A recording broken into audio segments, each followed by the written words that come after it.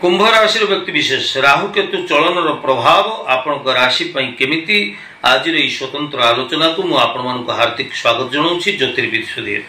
प्रिय कुंभ राशि व्यक्ति विशेष आप जानती 29 मे 2025 तारीख रात्र 1:18 समय पूर्वाभाद्र नक्षत्र कुंभ राशि को राहु ग्रह संचार हेबे एवं यही दिन ठीक यही समय केतु ग्रह उत्तरा फाल्गुनी नक्षत्र सिंह राशि को चलन हेबे।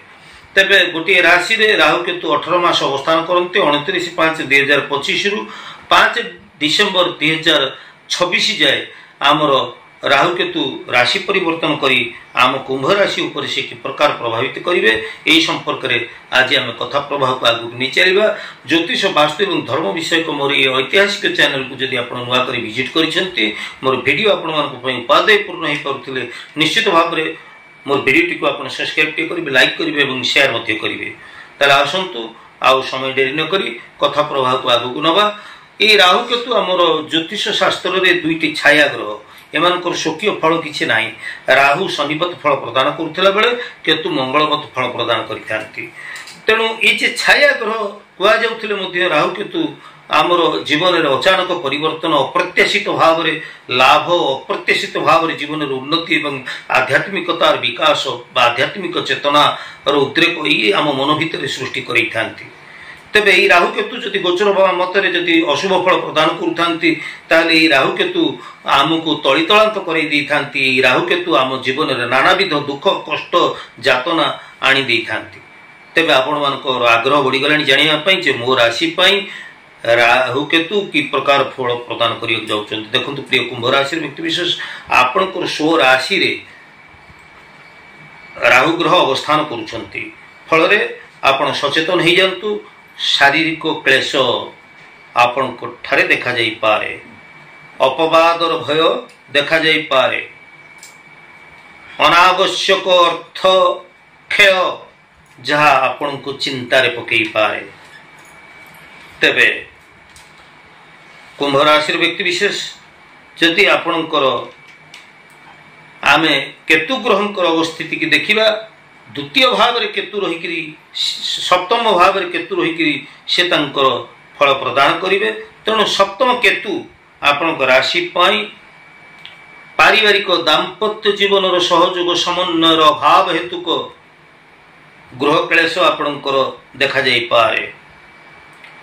प्रेम प्रसंग रे प्रतारणा पाई पारंती आकस्मिक भाव रे अर्थहानि स्वास्थ्य हानि एगुड़िक आपण ठारे देखा जाई पारे। खूब सम्यक रे खूब संक्षिप्त रे मु आपण को सूचना दे रखिली जे राहु केतु आपण को पई शुभ परिणाम देबे नाही शुभ फल प्रदान करिवे नाही। तेबे एथि आपण मन रे प्रश्न आसुथिबो जे प्रतिकार कोन रहिछि। हाँ प्रतिकार रही। प्रत्येक शनिवार मंगलवार दिन आप हनुमान मंदिर को जातु लाल रंगर मिठा टिके भोग लगे दिंतु। यही मिठा प्रसाद को आपण टिके सेवन करने सहित वृद्ध असहाय लोक प्रसाद को खुशी मन वितरण करंतु एवं हनुमान शरणापन्न हंतु हनुमान को सतत स्मरण करंतु। या द्वारा आपण को राहु केतु भली क्रूर ग्रह दुष्प्रभाव ह्रास पाइब यांकठू आपण शुभ फल प्राप्त हो पारे। परिशेष आपन गोटे गुरुत्वपूर्ण कथा कहू चाहूँगी जे महाभारत दान धर्म पर्व में कहुई केवल ग्रह नक्षत्र न करुति शुभाशुभम सर्वमात्मा कृतकर्म ग्रह बाद लोकायति। केवल जे ग्रह नक्षत्र आमको शुभ अशुभ फल प्रदान करते ता नुहे बरं आमर कर्मर यथार्थ फल आमको ग्रह नक्षत्र दे था। तेणु यही परिप्रेक्षी में जदि आमे असत कर्म करिबा खराब कर्म करिबा ताहले राहु केतु द्वारा आमे शुभ फलर आशा केमिति करिबा। जदि आमे सदाचार रहिबा सत्कर्म करिबा ईश्वर को ऊपर विश्वास रखी निष्ठा पर उद्यम करिबा राहु केतु जेते खराब थांतु ना कहीं से आपण को शुभ फल दवा पई बाध्य ना। आपण कोन भाबुछन दर्शक बंधु आपण को सुचिंतित मतामत आपण मोर डिस्क्रिप्शन में लिखिबे। आज तो समय ही दर्शक बंधु परवर्ती अध्याय आमे पुणी देखा ज्योतिष वास्तु और धर्म विषय को विभिन्न प्रकार उपादेय तथ्य को नहीं आसुवा आलोचना जारी रखि से पर्यंत मत विदाय दिंतु। मु ज्योतिर्विद सुधीर। जय जगन्नाथ।